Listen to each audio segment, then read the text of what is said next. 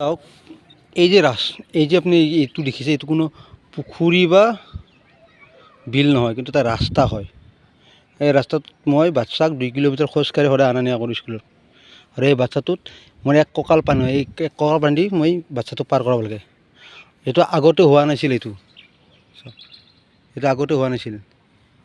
ইয়াৰ পৰা এই ৰাস্তাটো এইখিনি নিজৰ মালিকখিনি নিজে মাটিখিনি পুতি লৈছে, নিজৰ ৰাস্তাখিনি বনাই লৈছে আৰু ইয়ালৈকে মাটিখিনি দিছে, বাকী ইপিনে নিদিয়াৰ ফলত কি হৈছে, পানীটো ইপিনে বাগৰি গৈছে।